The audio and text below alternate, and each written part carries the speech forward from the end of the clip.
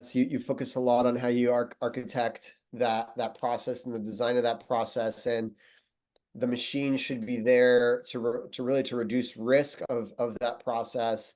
But certain processes do require the art of the sale, right? The artist to implement their personality in that process. Some processes, like you want to McDonald's it, and it's like, this is the way that we flip the burger. This is the way that we make, we push the button to log the activity, right? Would be the equivalent in our world. And so I think leveraging AI as a starting point to just automate those moments where it's like, I just want to reduce the risk of human error of like this data entry because it doesn't require the artistic side of thought, right? This is like,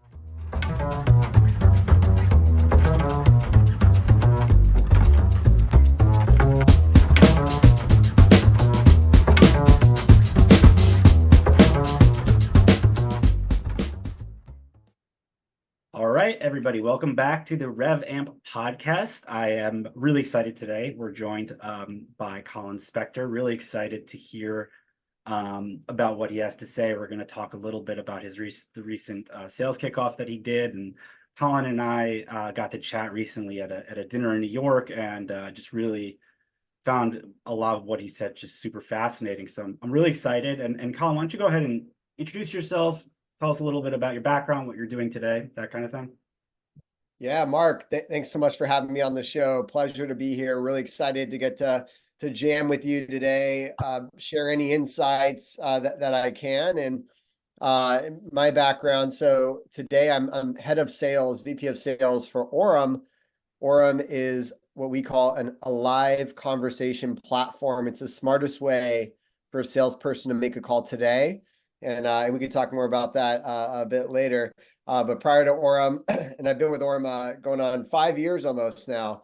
Prior to Orum, I was an early sales hire at Namely and rode the wave at Namely from Series Seed to Series D, and building out different verticals of that business and different regions. And so have been really a builder type of sales leader throughout my career, typically early stage, and taking these early stage companies from really seed kind of stage to more of a matured revenue engine. So that's really been my background. I've done some consulting here and there in between. And but prior to that, prior to getting into tech SaaS sales and sales leadership, I did a little bit of like medical device kind of startups, and but mostly been in tech SaaS sales as my career the last, it's been I don't know, probably a decade now. So but yeah, excited to be here and dive deeper on the topics today, Mark. Awesome. Yeah, thanks for that.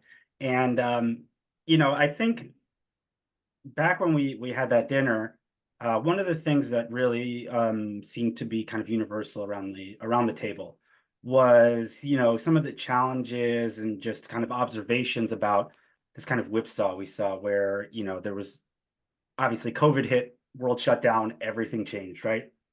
We all kind of, I think, initially thought, okay, well, are we going to survive this both financially and some of us, physically?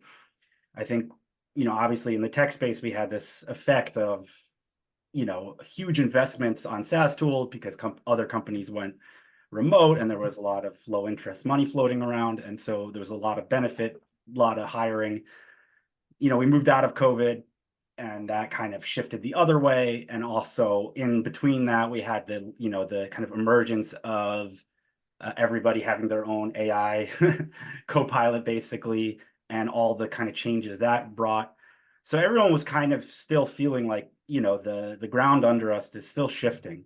And, I noticed that you all at Orum, and it seemed like you had a big part of it, did a sales kickoff, a big splash about it recently. And so I was really fascinated to kind of your thinking about, kicking off a new fiscal year, fiscal quarter, under these kind of circumstances where it's really we're really uncertain, like what's the quarter from now going to be like, what's a year from now going to be like, everything's kind of changing. And so kind of wanted to hear what that was like and your prep for it and your mindset going into it.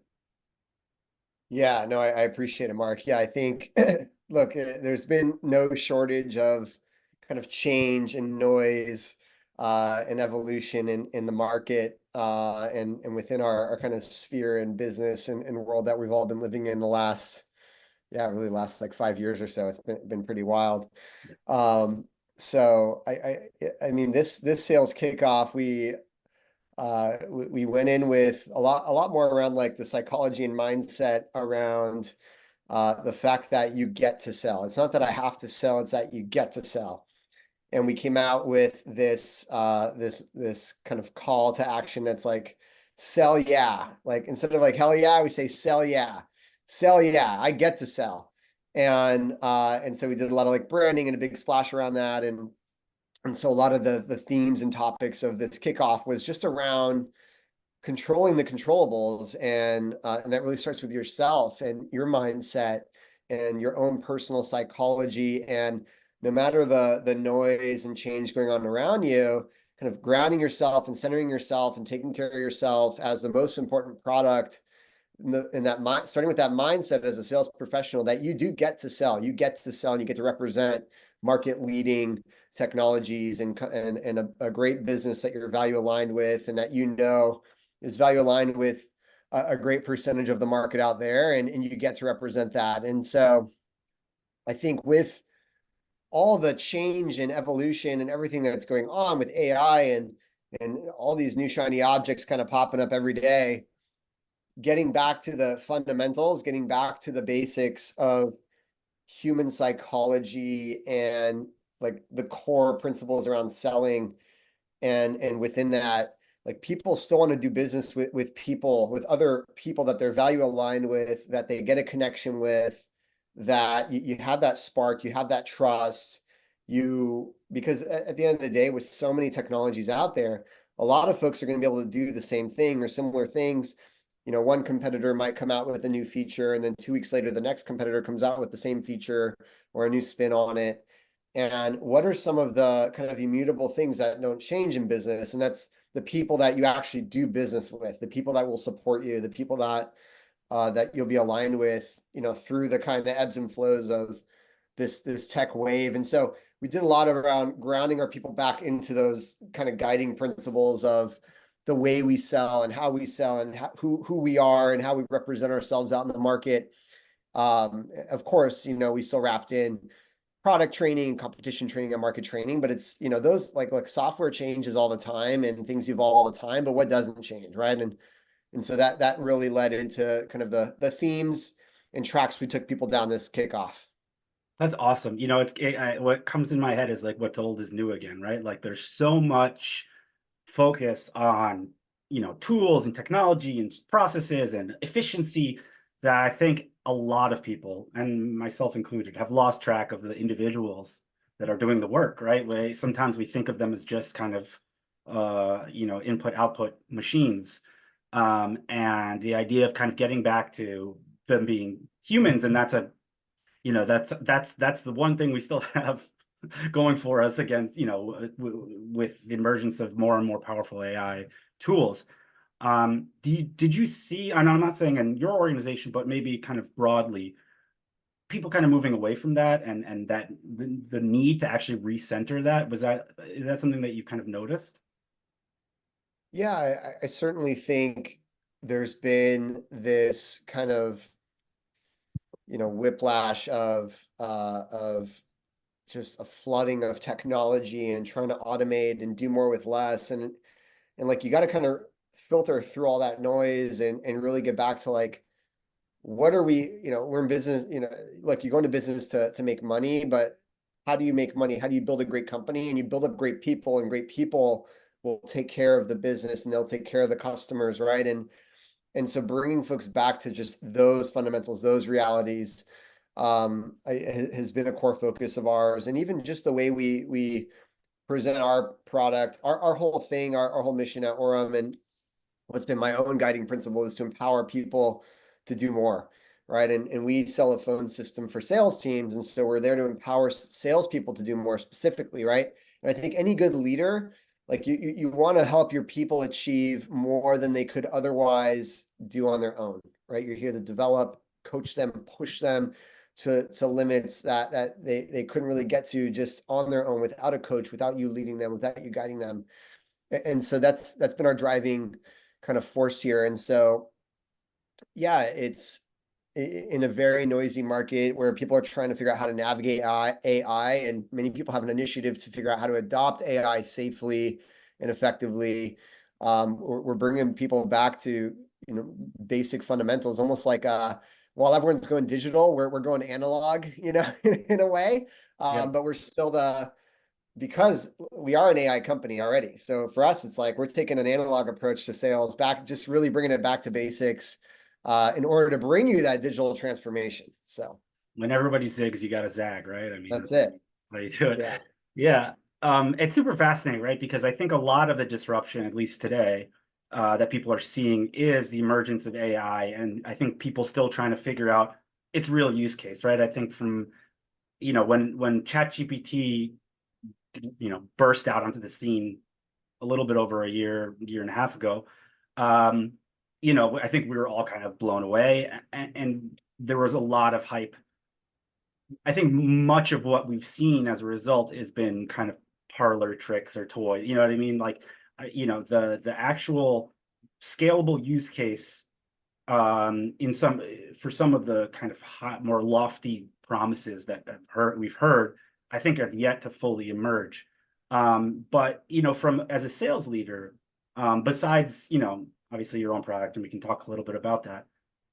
How do you empower sales reps to use technologies like that, but also have some sort of guardrails so that they don't kind of have some of the messy stories that we've seen about some chatbot with an airline kind of gave somebody a $1 airline ticket, and they were forced to some Supreme Court in Canada required that the company adhere to that $1 thing even though their AI went off. So things like that. How do you ensure that they have the tools but also the guardrails to make sure that it doesn't kind of go off the rails? Yeah, that's an interesting one. I think, yeah. Well, I think like any good process, you focus a lot on how you architect that process and the design of that process, and the machine should be there to really to reduce risk of that process. But certain processes do require the art of the sale, right? The artist to implement their personality in that process. Some processes, like you want to McDonald's it, and it's like, this is the way that we flip the burger. This is the way that we make, we push the button to log the activity, right? Would be the equivalent in our world. And so I think leveraging AI as a starting point to just automate those moments where it's like, I just want to reduce the risk of human error of like this data entry because it doesn't require the artistic side of thought, right? This is like, in order for me to scale sales beyond this kind of artisanal level, right? Like, I think going from like 1 to 10 million is more artisanal.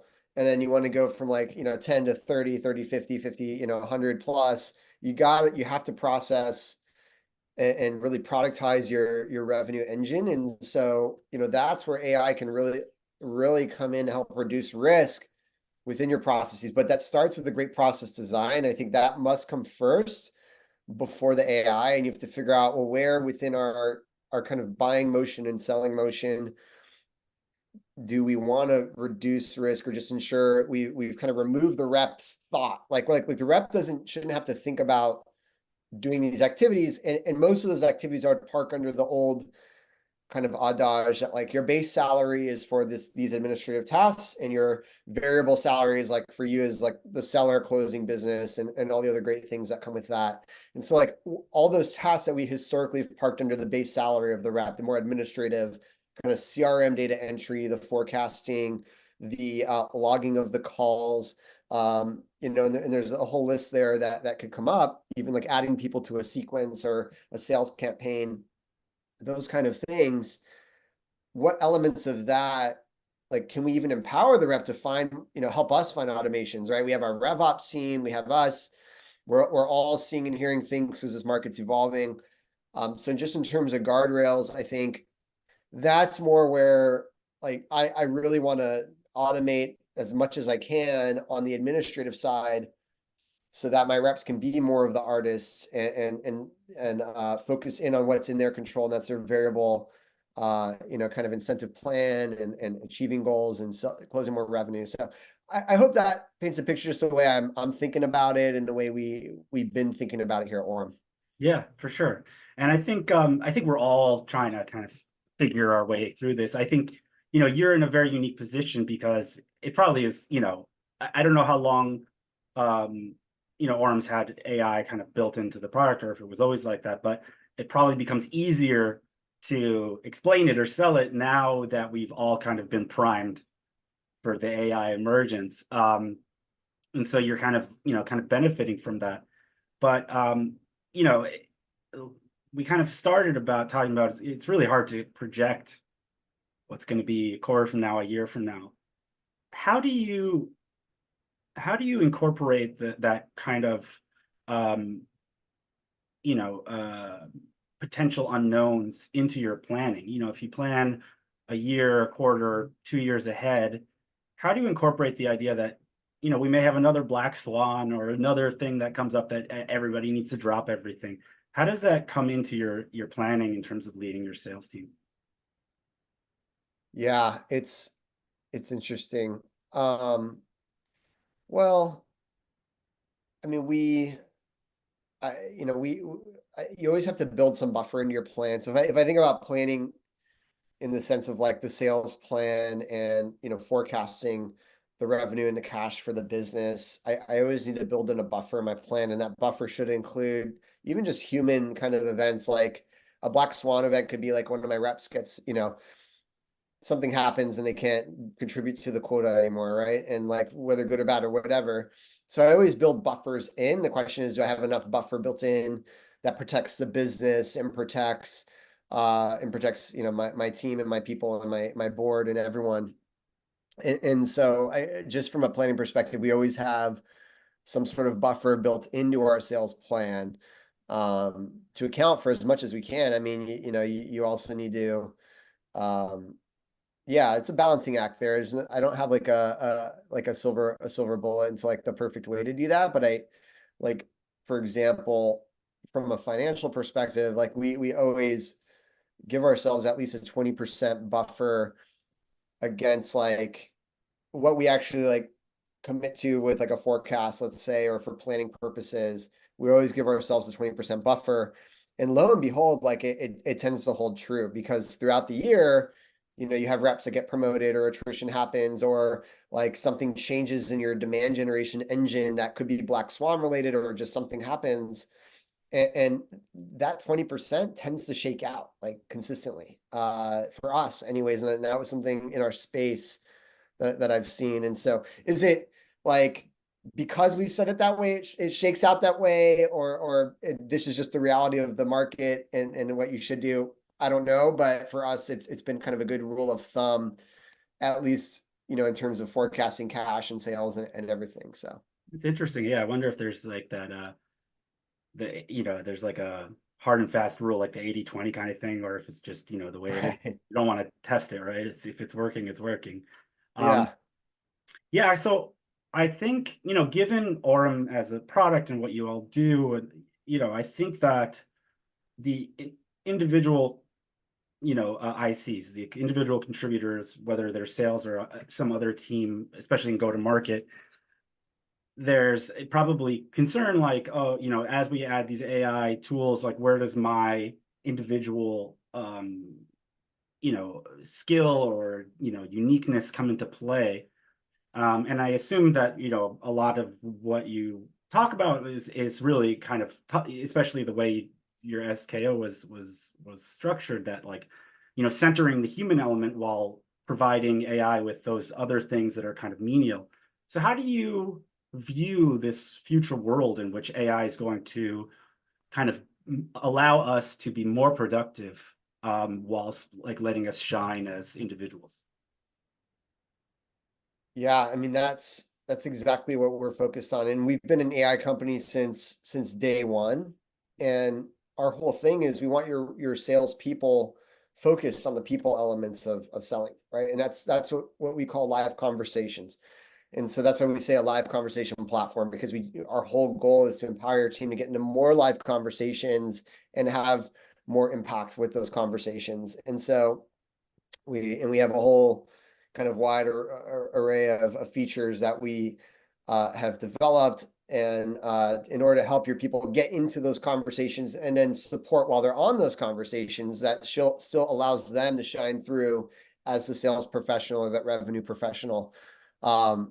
So that's been our focus and still is. And because again, like the manual kind of data entry, the manual, even like email writing, you could argue these days there's so many AI email writers, but there's something really unique about the human being and having a conversation that's like in sync live. Like you and I are in a live jam right now, and we're having to think on our feet, about a question and a response to that question. And if you think about a typical phone call, especially if you're talking about a cold call where you're catching somebody, kind of out of the blue, they need to think about, like, they're in fight or flight mode. And so you as the rep need to be enabled to kind of reduce uncertainty and anxiety for that person, and then think on your feet as you receive messages, from that person. So you're in this like real-time communication cycle, which is very human. And the kind of, if you think about like text-based async communication, where I send you a text, you can read it, you get, maybe a day to think about it before you reply, right? People don't reply to text right away anymore. And some people never reply. It's a different level of communication. And for that, like an AI can even process these days, right? That's why you're hearing about chat bots and email writers. It's much easier to do that. And so as a human being, like this real time psychology and communication, written and nonverbal and verbal, that we interact with through voice tone and body language, all of that is, I'd say, unique to humans, and an area that I think AI is still very, very far from from ever kind of even replacing or anything like that. And there are also many laws preventing an AI from speaking live to a human in this kind of capacity, especially in a phone call. There are many regulations around that. So that's, yeah, I mean, just, aside from like the regulations, I still think the most human element here is the connection. And it's like building that trust. It's having the conversations. It's like, all right, is this a person and thus a business that I'm value aligned with? And have we done a great job communicating those values and connecting on those values and really understanding one another to go solve some big problems together? I think like these elements are very difficult and far from being replaced or kind of at risk with an AI. Yeah, and I can speak to that because I've on my end have attempted to kind of build internal email writing AI stuff, and there are tells in the way AI writes that are, I can't even articulate what they are, but I can immediately see them, and I think a lot of people can too. And to like prompt those out is incredibly difficult. I have yet to like it's made me realize a lot and appreciate that humans are unique, complicated, flawed, but uniquely flawed creatures that it's very hard to mimic. At least the way things are now. Like we are actually special snowflakes. So as we wrap things up, if there was like kind of one message that you gave at the kickoff that you want to kind of maybe echo here about this concept of the human approach being important, what would it be? How would you kind of summarize that? Yeah, I gave this speech. It was inspired by Zig Ziglar, and he's got this great speech called "I'm a Salesperson," and our whole SCO was around kind of reinvigorating that, and that it has always taken a salesperson to drive the economy and to drive new products and new ideas to come to fruition. And so through that inspiration from Zig Ziglar, right? Like just a couple examples that I used in that speech to like drive this home was even Thomas Edison, right? Great inventor. When he invented the electric light bulb, he had to provide free trials in multiple office buildings and places before anybody would even take him seriously, right? So it's like he had to go through a sales motion and offer a free pilot and do a technical validation before it was taken seriously. The first sewing machine that was ever invented was smashed to pieces by a Boston mob, right? A sewing machine, because people were threatened by this new innovation and new technology. There was another one, and I think Zig Ziglar uses the same example that I brought forward, but people thought that if you traveled over 30 miles per hour, your blood would stop, right? The circulation in your blood would stop, right? And so it took salespeople, sales professionals representing these new technologies to drive change and reduce uncertainty and evangelize these in the market. And it's been the same for us with representing Orum, right? Like, I know there's PLG and all that, but really it does take a salesperson to drive new products innovation in the space. And so centering folks back around that concept and back around psychology and starting with yourself and taking care of yourself so you can show up for your customers and be the best. That was really our theme and really what we drove home here. Thank you so much. Before we go, if you want, you can tell the folks at home where they could read more about Orum or you or anything like that. Yeah, I'm very active on LinkedIn, so please give me a follow or a connection request on LinkedIn. Again, Colin Specter, and then Orum. Orum is the smartest way to make a phone call today. If you have a sales team that is using the phone, we have a free trial. You get up to 500 calls per rep. You can go to Orum, ORUM.com. And there's a trial sign up link there if you're interested. Mark, this was awesome. Thanks so much for having me on the show today, and hope this was a insightful conversation for the audience here. Absolutely. Thank you so much.